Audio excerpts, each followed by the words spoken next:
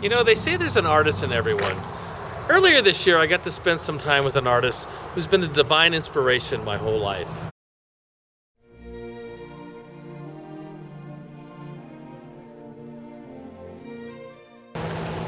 Oh, did I mention she's my mom?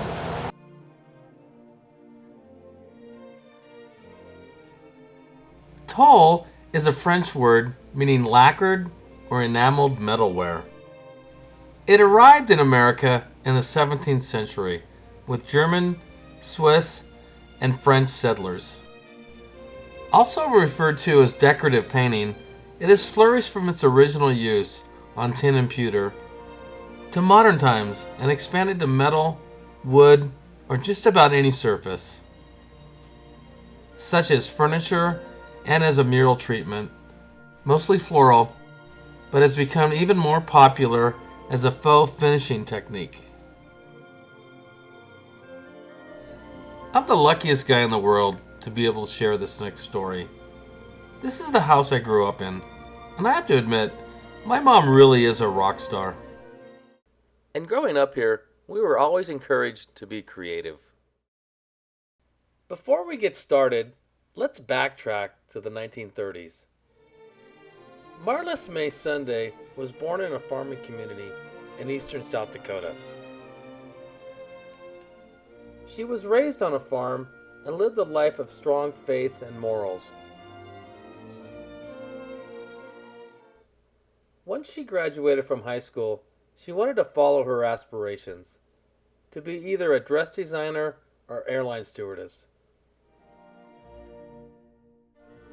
She followed an older sister to California, was married, soon settled into another small but modern San Lorenzo, and before you knew it, she had 5 young sons to raise.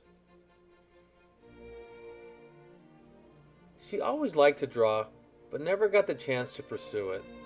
She only had art until 8th grade, and nothing in high school.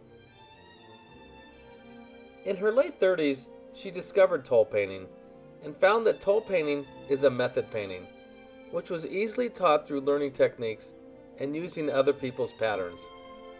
One did not have to be an artist to practice its essence.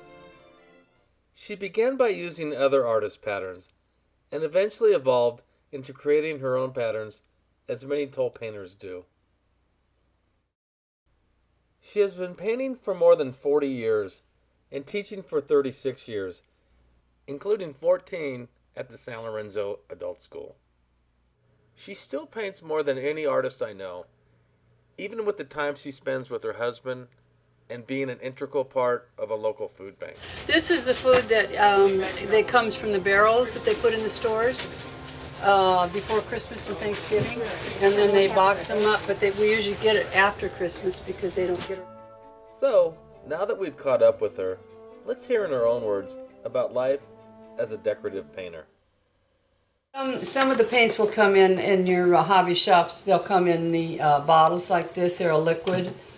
And others, the kind that I use is it's a little bit thicker and it's a better quality, but that's not to say these are not good. They're very good. They do the job. So it's just a matter of preference. And you can find them in any hobby shop. The brushes are generally they're sort of a soft, but not they don't flop around. They have to be firm but soft. I guess that's the best I can say. Usually you'll have a round like this, and then a flat brush like this, and a liner, and 3 brushes will actually take you through pretty much. My pretty much specialty has been over the last 20 years or so, been Norwegian rose mulling, and that would be, this is an item I'm just working on now. It's not completed. Norwegian, as I said, and it literally means rose is flower, and maling is painting, so it is like flower painting. The rose mulling has a lot of scroll work. Most of it does. There's some that doesn't have the scroll work, but most of it, at least my favorite. What would you say a piece like that, how long that would take? 4 or 5 hours if I just sat there and painted and didn't leave it. this style does not have the scrolls in it so much. They're very simple, bold flowers. This comes from the western part of Norway, from the west coast of Norway. Her personal patterns are colorful, vibrant, and full of life. She continues to reveal the source of rose mauling. Rose mauling probably first came into the United States in the 20s when a man named Per Lisny came to Stoughton, Iowa, and he was a wagon painter. He painted on wagons, of all things. And it soon found that that was not going to make a living for him, so he started painting on plates like this, and he had a particular style that he used, and he was suddenly became very, very famous in that part of the country, but also all over the United States. People were clamoring for his plates. So that kind of introduced it into the United States, and then in the 50s, or 60s probably, the Norwegian Museum in Iowa, they started bringing people over from Norway to teach classes. And then from there, people, one of lady in particular, Vi Thodi, went to Norway and learned it. And then she came back, she wrote many books, and she was really kind of the one that really got the rose mauling started in the United States. And then about the same time in the 60s, 70s, there was a lot of women back in the Midwest that were painting, doing the, quote, Tole painting. And they got together and created a society of decorative painters. And from that, I think the society now has over probably 5,000 people worldwide. So it's what started basically at a kitchen table has come to be a pretty big industry. Decorative painting encompasses basically all of the, it's a folk art, and it encompasses all of the folk arts from all the different countries. Mostly Europe, from Germany, Russia, Norway, Sweden. And if you look at them, you see similarities, but there, you can also, once with the trained eye, can tell the difference between one country and the other. But they have all borrowed from each other. And the earliest probably folk painting was the Pen Dutch painting in the United States in the early 1800s. I'm sure there was more painting before that, but that's kind of, I think, the beginning of the renaissance of the folk painting. She starts off by showing me some of the fluid movements used in her style. And the first thing I notice is just how clean it is. Yes, this is basically, as a decorative painter, the first thing that you should learn. And you lay your brush down with pressure, you pull it back, ease it up on its tippy toes, and let it just trail off. It looks easy. It's not so easy until you get the feel of it. Just about anything you want it to become. We're going to have here, we have a circle. And this is basically what it kind of comes down to, is stroke work. And there are a lot of blending techniques also. This one also is an S stroke.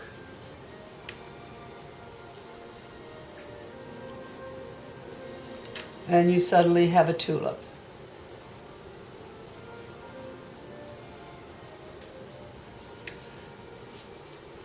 Put a little stem on it, another S stroke. And you have a leaf. And that basically, then of course you work with colors. I'm just working with one color here now for demonstration purposes. But these are the strokes that you would learn if you were taking a class. The materials are so important in this art. I'm using acrylics. Yes, it's actually a gouache. I hear all the time from her students about just how much they enjoy her teachings and patience. These pieces take countless hours and great dexterity. Her devotion and passion for this art is almost a homage to her heritage and family. But what has always impressed me the most about my mom as an artist is the sense of freedom and serenity she has derived by living her calling as an artist. So here I finished the back of all of my items. So that's got a little blend to it. Yeah, yes, I'm picking up the two colors on the brush at the same time. So it almost creates a highlight as you're painting. Mm-hmm.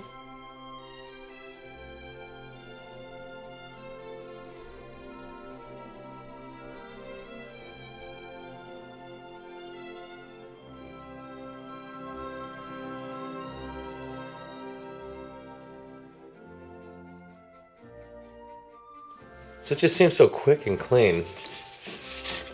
The edges seem so clean. Yeah, well, that's the trick, is to learn to how to hold that brush, and a lot of it is the consistency of the paint. If the paint's too thick, you won't get a nice smooth edge on it.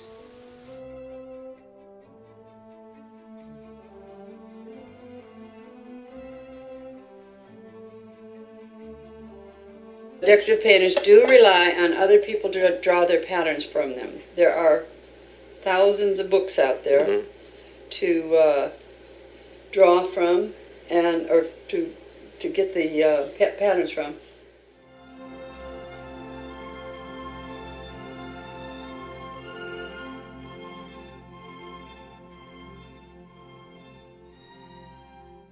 Let's watch as she creates with her fluid and concise style.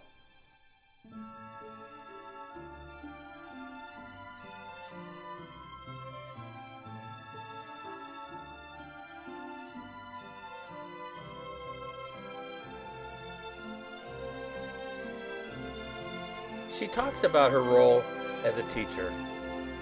Teaching probably for over 30 years. I started taking classes at the adult school, San Lorenzo Adult School, in the early 70s. I opened a shop for a few years, and then after that, when I sold the shop, I started teaching at the San Lorenzo Adult School. So I taught there for 12 years, and then when I gave that up, I came back as a student. So I've gone full circle. You have, yeah, you're learning all over again. I'm always learning. Yeah, there is, and we borrow from each other. We share, and it's a good group. It's a good thing to do. Line work needs to be a really nice thin consistency, kind of inky. We'll usually say if it's globby, that it just doesn't work.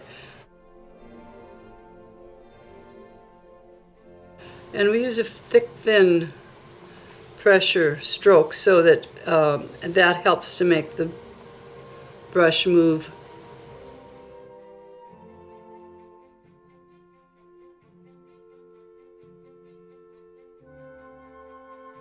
And the looser you can remain, the better it is. Try to keep it loose, because you can always clean it up. Even though it's acrylic, it dries quickly, but if you come back quick enough with a clean Q-tip or something of that nature, it'll clean up real easy.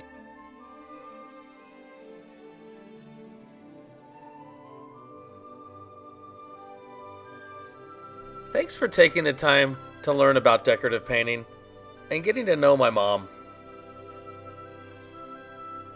It's amazing to realize just how many homes and kitchens her work has enriched. I consider my brothers and myself very lucky to have had this creative upbringing that our parents let us embrace. My mom was always so supportive if we chose a vocation or passion that flowed with our sense of creativity. I'm happy to say, after raising 5 boys during the 60s and 70s, the tide has turned and she's been blessed by so many granddaughters.